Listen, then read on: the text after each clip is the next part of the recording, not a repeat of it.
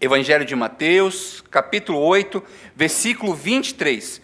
O nosso amado pastor, reverendo Roster, pregou há um pouco mais de um mês e 2 semanas atrás, este mesmo tema, só que em Marcos. E hoje, com ousadia, vou tentar pregar alguma coisa além daquilo que ele já pregou. O texto está, como eu disse, em Mateus 8, eu acho que todas as pessoas já abriram. Todos já abriram? Digam amém. Amém? Amém. Leiamos, portanto.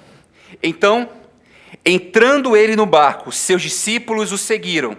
E eis que sobreveio no mar uma grande tempestade, de sorte que o barco era varrido pelas ondas. Entretanto, Jesus dormia. Mas os discípulos vieram acordá-lo, clamando: Senhor, salva-nos, perecemos. Perguntou-lhes então Jesus: Por que sois tímidos, homens de pequena fé? E levantando-se, repreendeu os ventos e o mar, e fez-se grande bonança. E maravilharam-se os homens, dizendo: Quem é este que até os ventos e o mar lhe obedece? Podemos ler junto esse último versículo? Aliás, essa última afirmação dos discípulos. Quem é este que até os ventos e o mar lhe obedecem? Oremos. Pai Santo, nós louvamos o Teu santo nome, Pai, porque o Senhor, antes mesmo de estarmos aqui, Pai, já estava. Obrigado, Senhor, porque o Senhor contempla os nossos corações e abre os nossos ouvidos para que ouçamos a Tua palavra, Pai. Fala conosco, Deus, em nome de Jesus. Espírito Santo, venha nos encher. Venha, Senhor, a derramar fé, amor, graça e misericórdia nesta noite, em nossos corações, em nome de Jesus. Amém, amém.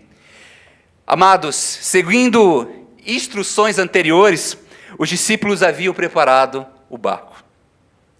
E eu sei que você já ouviu essa história várias e várias vezes, mas assim como eu, talvez você sofra da amnésia da alma. Eu confesso que sofro um pouco dessa amnésia. Em tempos, eu preciso ser relembrado das misericórdias do Senhor sobre a minha vida. Não basta só ouvir, a minha alma carece de ouvir várias e várias vezes. Assim como Moisés, que ouviu de Deus, que não seria fácil, que Faraó ficaria e continuaria com o coração endurecido, Moisés vira para Deus e diz mais uma vez: Senhor, eles não me ouvem. É claro, Moisés, foi Deus que disse que eles não ouviriam você. O nosso coração também precisa ser acalmado por diversas e diversas vezes. Talvez você tenha anos de igreja, talvez você já tenha ouvido várias e várias vezes essa mensagem, mas ainda o seu coração precisa ser acalmado e pacificado pelo Espírito Santo de Deus. Ainda é preciso ouvir, no meio da tempestade, a voz do Senhor dizendo: calma, acalma o teu coração, acalma o teu coração. Talvez você chegou aqui nesta noite assim, experiente, pessoa aperfeiçoada no Evangelho, sabendo de Gênesis ao Apocalipse, conhecendo as línguas originais, talvez, mas ainda esquecendo-se que o Deus que está no barco é o Senhor Jesus Cristo. É o Senhor Jesus Cristo, o Senhor de todo o universo, de toda a criação e de todas as coisas criadas. Deus, o Senhor Jesus Cristo, é o teu Pai, é Ele que te sustenta, é Ele que te guia, Ele é o Senhor do teu casamento, Ele é o Senhor do teu trabalho, Ele é o Senhor da tua vida, Ele é o Senhor das tuas finanças, Ele está no barco. Ainda que as tempestades batam e tentem destruir a tua vida, o Senhor está contigo, te guardando e te mantendo a tua vida seguro até o destino final. Eu quero que você traga à memória o que pode dar esperança. Os discípulos, seguindo os conselhos de Jesus, entram num barco. E aquele dia foi muito, muito cansativo. Muito.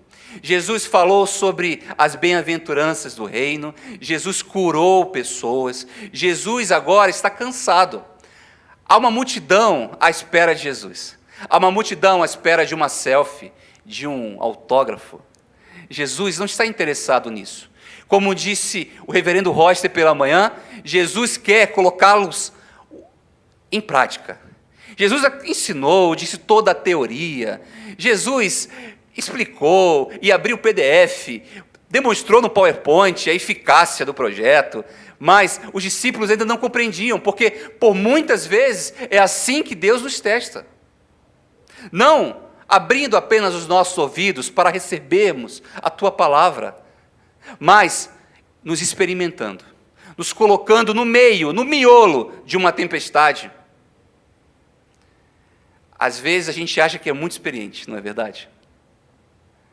Eu lembro de uma vez, e apesar de ter nascido no Rio Grande do Sul, eu sou criado no Rio de Janeiro, e lá no Rio de Janeiro a gente aprende o que é bala, tiro de revólver, e o que é fogos, não é verdade, pastor Silas? A gente sabe diferenciar. E eu também adquiri outra habilidade. Eu sei o que é tiro de 38, 9 milímetros, fuzil, também sei o que é isso. E estou acostumado, infelizmente, com essa realidade. Quando eu fazia faculdade de administração, toda sexta-feira precisávamos nos jogar ao chão. Havia tiroteio perto, próximo à faculdade, e a gente precisava se proteger. Uma vez, um amigo, para brincar comigo, e eu sempre fui defensor de que nunca a gente deve revidar, nunca reagir a nenhum assalto. Um amigo, para brincar comigo, de madrugada, pegou um celular e fingiu que era uma arma. Apontou para mim, e eu, sabe o que eu fiz? Todo experiente, todo educado, sabendo de tudo. Sabe o que eu fiz? Filho de militar. Sabe o que eu fiz? Virei as costas e corri. Dei as costas para ele e corri. Fui embora. Depois de muitos passos, parei e falei, meu Deus, eu poderia ser morto. E olhei para trás, era meu amigo, brincando comigo. Eu tinha todo o conhecimento no coração, mas eu não tinha sido experimentado ainda na arte da guerra, na Guerra do Rio. É possível, meu amado irmão, que você seja o visitante ou membro mais assíduo desta igreja. É possível que você conheça toda a Bíblia. É possível que você tenha muito conhecimento da parte do Senhor, da Bíblia, da Palavra de Deus, mas ainda assim não foi experimentado. A gente sabe que o outro nos ama quando a gente passa por alguma adversidade. Eu e Lídia casamos há pouco mais de 1 ano e pouco, né? E eu fui experimentado, o nosso amor foi experimentado quando encontramos adversidades, problemas, situações que não conseguíamos lidar. Será que o Paulo era tão amável assim? Será que a Lídia continuaria tão doce assim? É possível que talvez você esteja também enfrentando isto nesta noite. Os discípulos ouviram a voz do Senhor, passem adiante. Eles estavam no barco, ouvindo a direção, em obediência ao Senhor. Eles haviam preparado tudo, eram homens experientes. E quando Jesus embarca, as pessoas que estavam mais próximas e que formavam um círculo íntimo de Jesus, seguidores, embarcaram com ele. Os discípulos estavam naquele barco, homens experientes, e logo assim que embarcaram, a palavra do Senhor diz que encontraram adiante uma tempestade. E não era qualquer tempestade, era uma tempestade que parecia um terremoto. Eu não sei se você gosta do mar, ou se você já passou por uma tempestade, mas imagina você dentro de um avião que está em turbulência. Uma vez eu vi uma frase, e eu sempre penso nela quando passo por uma turbulência, é que não há ateu num voo em turbulência. Não há ateu. A gente ouve muitos cristãos, muitos novos cristãos nascerem em turbulência de avião. É impressionante. É cada um dizendo, Senhor, misericórdia, Senhor, me salva, Senhor, vem aqui agora e me livra disso. Não é verdade? Aqueles discípulos estavam numa tempestade, e esta tempestade era brutal. A tempestade que eles passavam eram tempestades que geravam buracos enormes dentro daquele mar. Mar que a Bíblia o chama assim, mas sabemos que é um lago, o Lago Tiberíades. Mas aquele povo não sabia que aquilo não era um mar. O mar estava tão volumoso e havia tantos ventos ali, que era possível que eles estivessem no alto, no pico, pelas ondas, e depois caíssem como se caíssem em buracos. Se você já passou por alguma situação no mar, sabe que é assim que as ondas trabalham. As ondas batem não só no seu barco, mas elas te colocam para cima e para baixo, para cima e para baixo. Muitos marinheiros, inclusive, não morrem na hora da pancada, mas ao cair do barco, o mar fica todo mexido. Certa vez eu, viajando com a minha esposa lá em Angra, experiente, eu surfo há alguns anos, e experiente no mar, olhando o mar, etc. Entrei no mar e me deparei de repente com uma grande onda, uma onda que me encobria. Eu lembro de ter percebido que o sol se escureceu. Eu olhava para o sol e a onda subia, subia, subia, subia e já não via mais o sol. E ali eu me apeguei a Jesus e disse: Senhor, me salva. Eu não posso morrer agora. Minha esposa, calmamente, se bronzeando na areia, sem perceber o que estava acontecendo. Então eu mergulhei por baixo daquela onda. É assim que a lei diz: mergulhe por baixo da onda. E eu mergulhei por baixo da onda. A onda pegou o meu pé, me jogou para outro lado do mar. Eu saí rodando naquele mar. E quando eu levantei, depois de alguns segundos, atônito, olhando para o mar estava todo mexido. Você já passou por isso? Eu estava com a cabeça zonza, eu saí tonteando. E assim que eu cheguei lá na areia, eu disse à minha esposa: amor, eu acho que eu ia morrer agora. Graças a Deus o Senhor me livrou. É terrível estar no mar, diante dessa situação. Aqueles homens estavam experimentando o pior de suas vidas, homens experientes que já tinham passado por aquilo, mas temiam a morte que poderia chegar às suas portas. Então, aqueles homens, olhando para Jesus, o Jesus que dormia, e observem o contraste, o mar revoltoso, os discípulos desesperados, sem poder o que fazer, ineficientes, inúteis, diante daquela adversidade, olhando para Jesus que apenas dormia. Observem o contraste, Cristo dormindo tranquilo, em meio a toda esta confusão, não sendo afetado pela grande agitação que levaram os homens mais fortes a tremer de medo. Cristo dormia. Essa era a mensagem de Jesus: eu sou o Senhor do universo, e vocês precisarão conhecer quem está no barco. Os discípulos ainda não conheciam essa face de Jesus. Diante das adversidades, temos a tendência de esconder, esquecer quem Cristo é, a quem servimos, de quem somos filhos. Os discípulos esqueceram que Jesus era o Senhor do universo, aquele que controlava todas as coisas. E os discípulos olham para ele e dizem: Senhor, salva-nos. Charles Spurgeon diz que esta foi a menor oração da Bíblia: Senhor, salva-nos. Senhor, salva-nos. Você já orou assim, em desespero? Senhor, salva-me. Senhor, salva-nos. Aqueles homens acordaram Jesus e possuíam tanto medo da morte que colocaram na conta de Jesus aquela situação. Ora, se Deus fosse bom, eles não estariam passando por aquilo. Se Jesus fosse realmente quem ele dissesse quem era, nós não passaríamos por isso. Diante das adversidades, temos uma tendência a culpar o Senhor, a culpar o nosso Deus, porque esquecemos justamente quem Ele é. Todos nós enfrentamos várias tempestades ao longo da nossa existência. E o texto nos mostra algumas lições a serem aprendidas quanto às tempestades da vida. E a primeira é que fé e obediência fazem parte do mesmo pacote.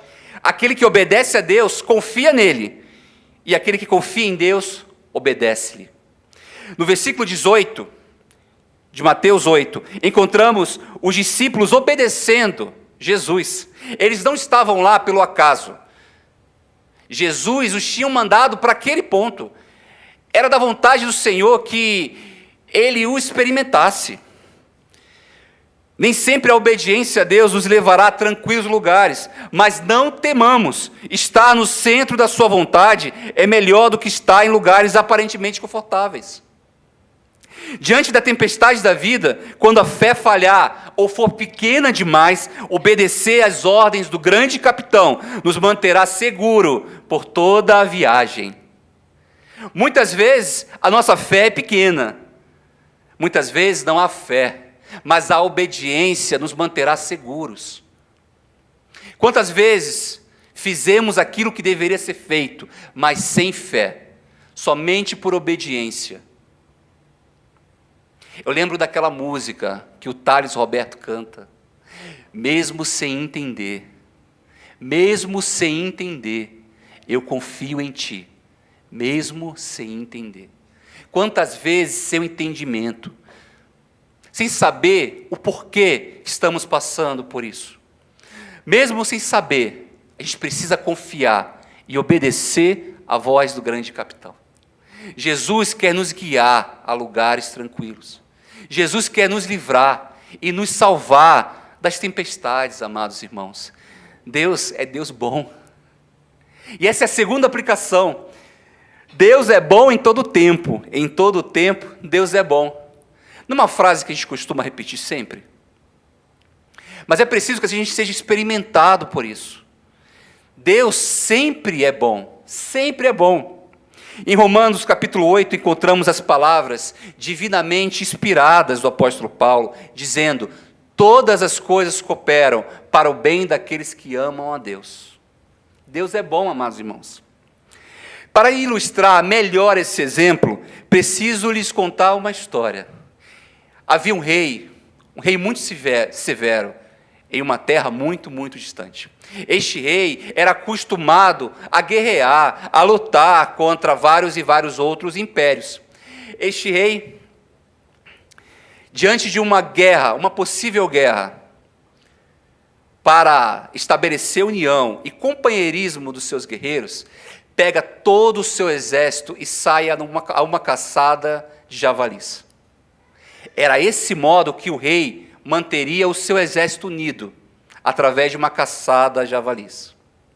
Na caçada a javalis, o seu grande servo, um dos seus principais servos, é mordido por um desses javalis e tem o seu dedo decepado.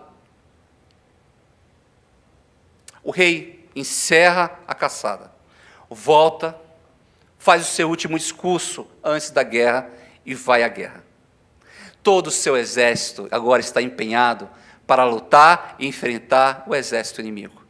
O rei, depois de muito batalhar, depois de muito guerrear, vence a guerra. Mas um dos seus soldados é preso. Quem é? O seu servo, o seu amado servo, que teve o dedo decepado pelo javali.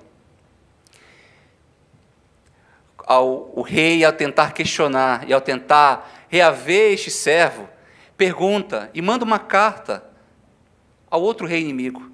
O outro rei inimigo diz: olha, o que nós sabemos desse prisioneiro é que ele só diz que Deus é bom. Que Deus é bom. Que Deus é bom. Quando o rei lê a carta de resposta, fica atordoado, atormentado. O meu servo ficou maluco, como Deus é bom. Depois de muitos e muitos anos, talvez o rei, cansado de ouvir tanto que Deus era bom, solta e liberta o grande servo do outro rei. E ele volta até o palácio do seu amado amigo rei, e lá encontra o rei.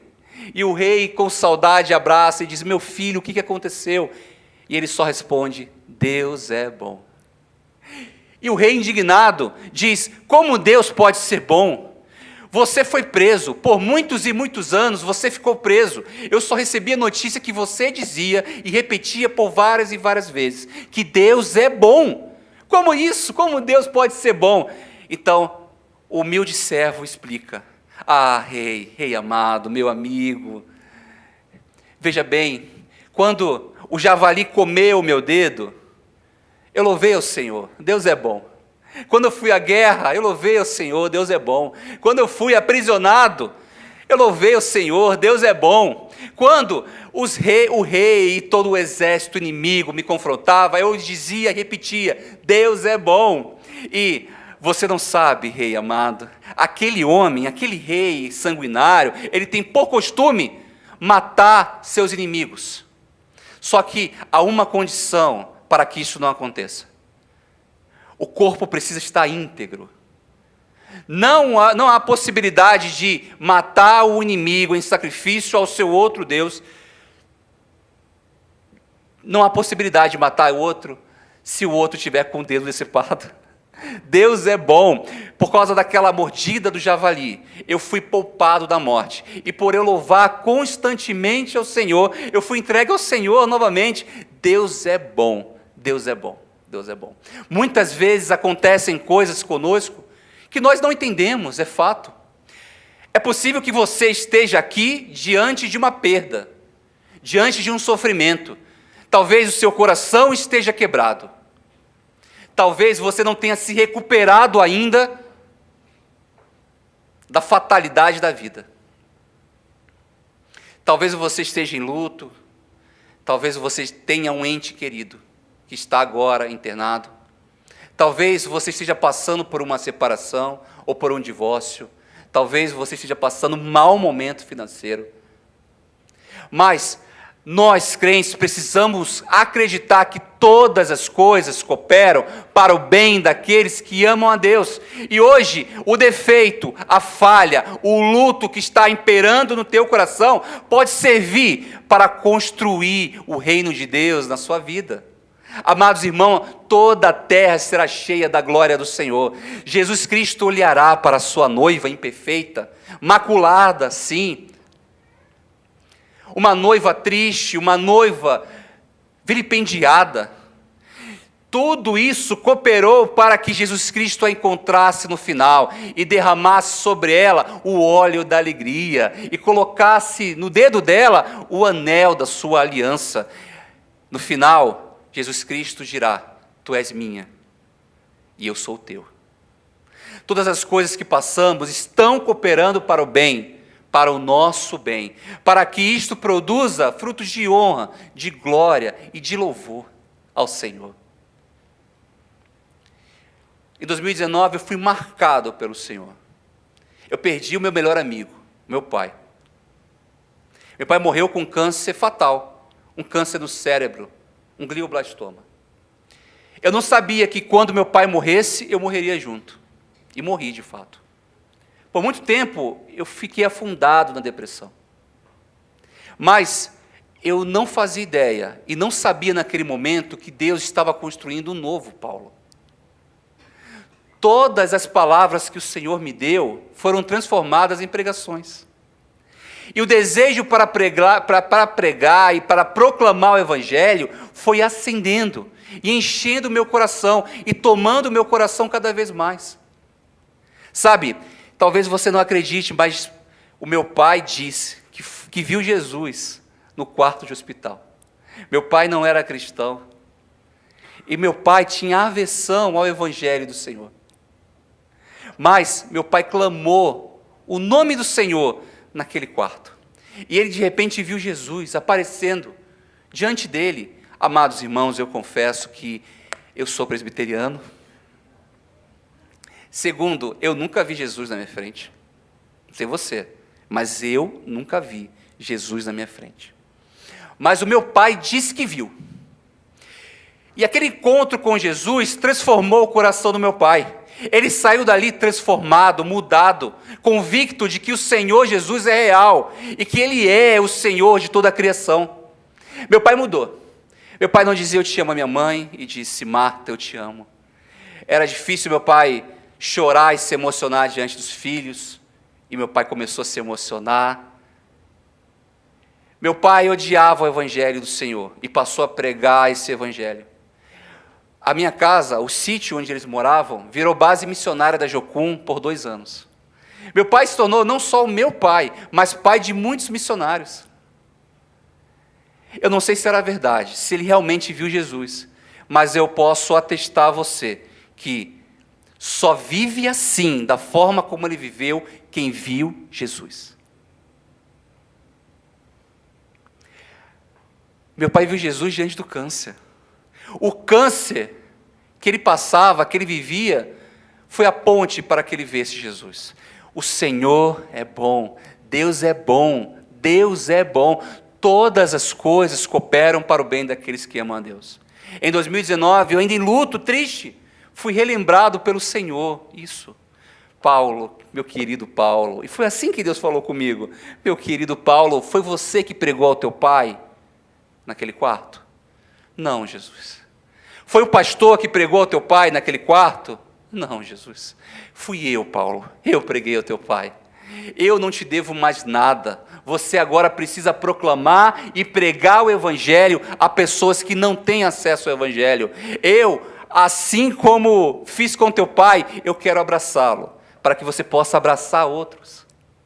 Essa foi a resposta de Deus. Todas as coisas cooperam para o bem daqueles que amam a Deus. O Paulo, é verdade, o Paulo de lá de trás não é mais o mesmo. O Paulo mudou. Hoje eu acredito em coisas quase que inacreditáveis. Tem que ter muita fé ou loucura para acreditar nessas coisas. Mas eu creio sim que Jesus continua andando em hospitais, curando e livrando pessoas da morte. Eu creio sim que Jesus ainda continua entrando em presídios, livrando e libertando criminosos dos seus pecados. Eu ainda creio sim, meus amados irmãos, que Jesus consegue entrar na Cracolândia e falar e libertar aqueles homens dos vícios das drogas. Eu ainda creio sim, irmão, que Jesus pode neste momento curar o teu parente enfermo ou tocar no coração daquele ente querido que está com o coração endurecido diante do Evangelho. Eu creio sim no poder do Evangelho, que pode libertar e pode livrar pessoas do cativeiro do pecado. Eu ainda creio sim, todas as coisas cooperam para o bem daqueles que amam a Deus. Deixa com que essa situação que você está passando reflita quem Jesus Cristo é. Quem é este que até o vento e o mar lhe obedecem? Quem é este que quebranta os corações mais duros que há neste mundo? Quem é este que pode entrar nos hospitais? Quem é este que pode encher toda a terra da tua glória? Quem é este que está aqui nesta noite, falando aos nossos corações, tocando nas suas feridas, e enquanto você louva, está curando o teu coração? Quem é este que com a sua voz acalma os ventos e as tempestades? Quem é este? E por fim, não é a ausência de tempestades que nos distinguem, e sim quem descobrimos na tempestade, um Cristo imperturbado. E não é perturbador ler essas duas frases juntas, que está escrito: entrando ele no barco, seus discípulos o seguiram, e eis que sobreveio no mar uma grande tempestade. Ora, se entramos no barco com Jesus, esperamos uma vida de paz. Se eu entro na igreja, eu quero ser convidado para jantar na casa de um dos irmãos após o culto. A gente espera as coisas boas. Não seria melhor se Jesus entrasse no barco e proporcionasse uma noite tranquila de cruzeiro até o final? Não seria melhor que Jesus entrasse na tua vida e guiasse você até o lugar da poupança recheada, da conta bancária abastada, onde não seria bacana que Jesus entrasse no barco e que nenhum dos seus parentes e que nenhuma das pessoas que você ama morreria? Não seria legal isso? Não seria melhor Jesus entrando no nosso barco e nos dando paz, alegria, prosperidade, saúde e alegria durável e eterna? Não seria melhor isso? Por que choramos ainda? Não seria melhor vivermos assim, uma vida de margarina quali? Não seria melhor, não seria essa vida? Mas não, o nosso coração é perturbado pelas adversidades, e a gente precisa ser experimentado, como eu disse. Mas não, Jesus entra no barco e há tempestades. Mas observem bem o que o texto está dizendo. Ele diz que, no versículo 24, diz que eis que sobreveio no mar uma grande tempestade. Só que no versículo 26 termina dizendo: e fez-se grande bonança. É assim que a vida, não é, meus irmãos?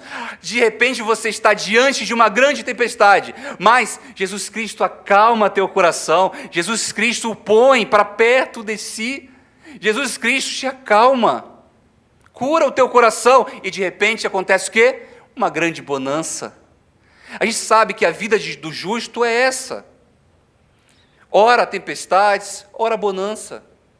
Ora, a IPB Unida estará cheia, lotada, avivada, Mas também passaremos por momentos de tristeza, por momentos de desânimo. Assim é a vida, cheia de altos e baixos. O que nós não podemos permitir é com que o medo se instale em nossos corações. O medo é o grande inimigo da fé. E o medo pode torná-los em monstros. Diante do medo, as pessoas mais doces podem se tornar os mais monstros do mundo. Martin Niemöller, um pastor da Alemanha, que se levantou contra Adolf Hitler. E Niemöller ouve que o jovem Hitler, o pequeno jovem ainda, tão moço, Adolf Hitler, iria discursar próximo da sua casa. Então Niemöller vai ao encontro desse homem, com muitos pés atrás, é verdade, e ouve Hitler discursar. Acabou a reunião, Niemöller volta para sua casa e encontra a sua esposa. A sua esposa o questiona: e aí, o que achou desse jovem? Ele é isso tudo mesmo que estão dizendo? É ele que vai nos libertar dos domínios americanos? Assim sua esposa indagou o pastor Niemöller. Então Niemöller diz o seguinte: Hitler é um homem terrivelmente apavorado. Terrivelmente apavorado. O medo libera o tirano que há dentro de nós. E esse é o elemento deste século, destes anos. Meus amados irmãos, o medo tem sido instrumentalizado para que a gente seja controlado e cativo às ideologias. A verdade do Evangelho tem concorrido contra as fake news.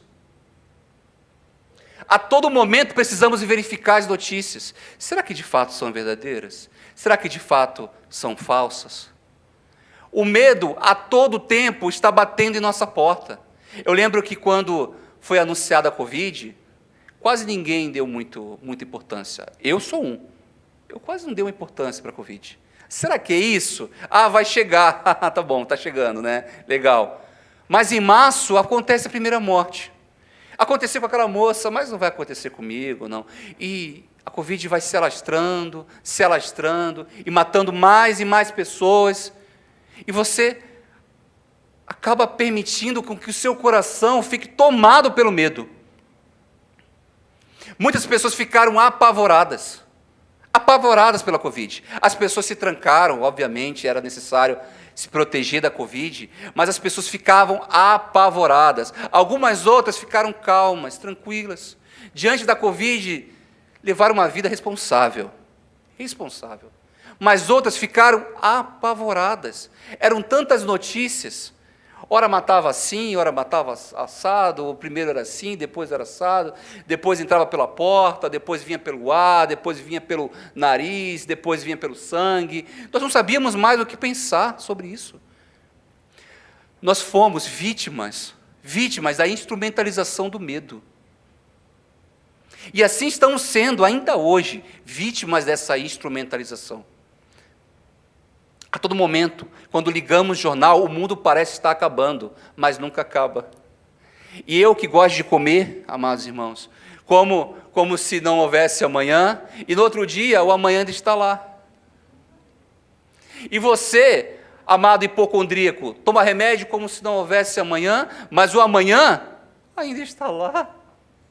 E você, pai amoroso, protetor, guarda os teus filhos e diz coisas como se não houvesse amanhã, mas o amanhã ainda está lá. Nós somos tomados pelo medo e apavorados pelo medo. Homens bons se tornam pessoas ruins quando são tomados pelo medo. Os discípulos estavam tão tomados pelo medo, que não reconheciam quem Jesus era naquele barco. Não à toa que Jesus travou uma tremenda guerra contra o medo, e o seu comando mais comum foi: não temais.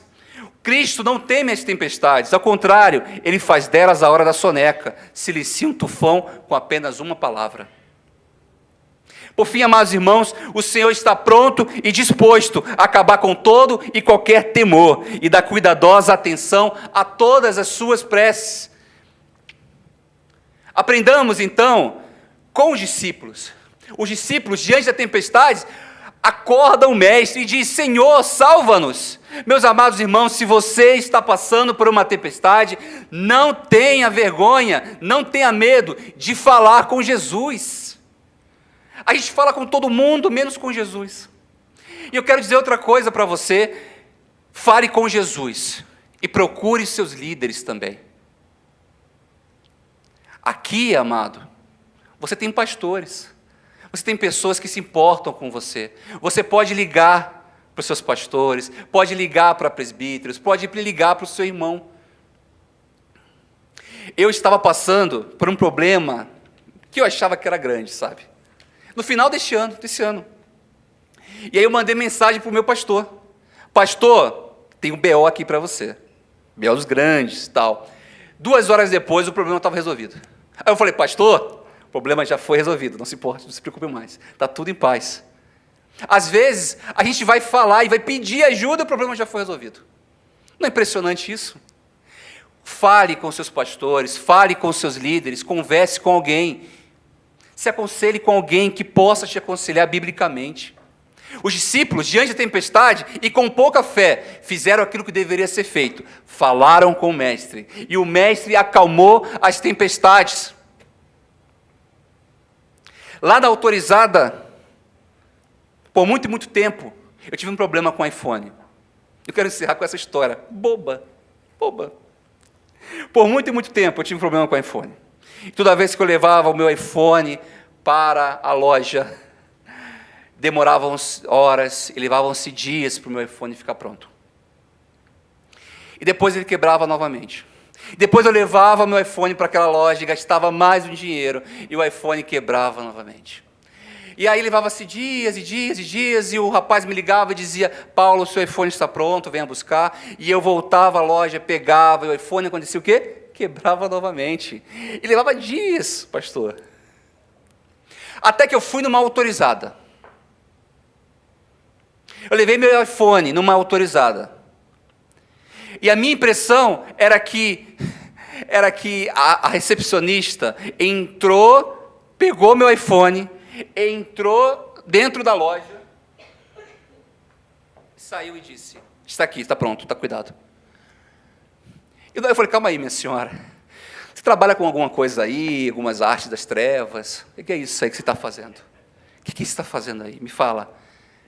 E ela disse uma coisa que eu nunca vou esquecer. Ela disse o seguinte: aqui, Senhor, aqui é Autorizada. Essa é a Autorizada. Para de levar os seus problemas para quem não é autorizado. Para de levar os seus problemas e confessar os seus pecados para quem não tem competência para resolvê-los. É o Senhor Jesus que está no barco, é o Deus da sua vida, é o Senhor da aliança, é o Deus que te formou, é o Deus que te viu no ventre da sua mãe, é o Deus que está cuidando de você desde quando criança até agora. O Senhor conhece você, Ele sabe como você é, Ele sabe o que você sente diante da tempestade, Ele sabe como você fica com medo, Ele conhece o seu sono, sabe se você ronca ou não. O Senhor conhece cada detalhe do seu corpo. O Senhor sabe quem você é e Ele sabe o que você se tornará. Deus está aqui com você agora, meu amado irmão, mas nós cremos, como povo de Deus, que o Senhor está também conosco, na grande Jerusalém celestial. Jesus está conosco, reinando conosco, porque Deus está aqui com você agora. Ao mesmo tempo está com você lá atrás, e ao mesmo tempo está com você lá na frente. Ele sabe quem você é, não confunde o teu nome e chama todas as estrelas pelo seu nome.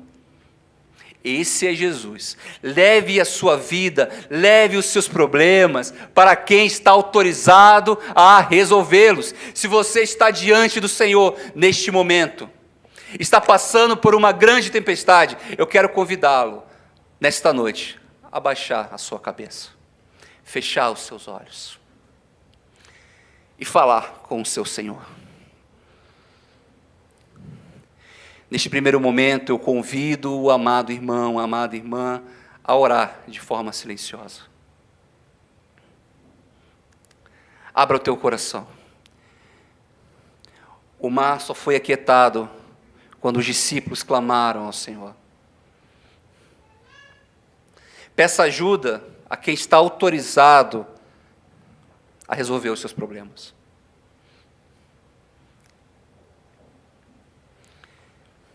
Talvez esse seja o momento de pedir perdão.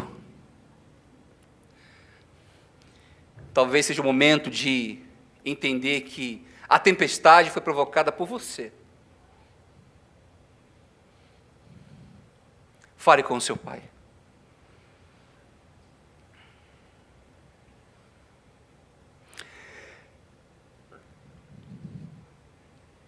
Pai Santo, nós entregamos nossos corações em Tuas mãos.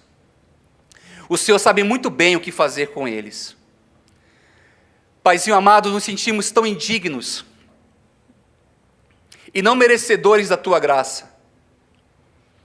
Temos pouca fé e por muitas vezes somos reprovados nos Seus testes, Pai. Não aguentamos a dor e logo murmuramos, Pai. Tem misericórdia de nós, Senhor. Socorra-nos, Pai. Salva-nos, Deus, em nome de Jesus. Livra-nos, Pai, da morte, do laço do passarinheiro, Pai, do homem mau. Livra-nos, Senhor Deus, das nossas próprias atitudes, Pai. Nos entregamos a Ti, Pai. Derrama a Tua misericórdia, o Teu amor e a Tua graça sobre nós, Deus. Aqui está os nossos corações, Pai.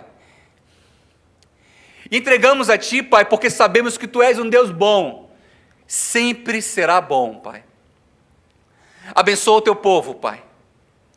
Derrama cura neste lugar, Senhor Deus. Fé, graça e misericórdia, Deus. Abençoa não só aqueles que estão aqui nos ouvindo presencialmente, mas todos aqueles que estão nos ouvindo através das redes sociais, Pai. Toca, Senhor Deus, onde eles estão, Pai. Vá, Senhor Deus, dos hospitais. Vá, Senhor Deus, dos presídios, Pai. Vá, Pai, nós clamamos a Ti por intervenção, Pai. Nós clamamos a Ti por um avivamento, Pai. Usa-nos, Deus, em nome de Jesus. Limpa-nos e usa-nos, Pai, em nome de Jesus, para a Tua honra, para a Tua glória e para o Teu louvor, Pai. Faz um milagre nesta noite, em nome de Jesus. Amém. Amém. Que a amada igreja continue sendo abençoada e avivada pelo Santo Espírito de Deus. Amém.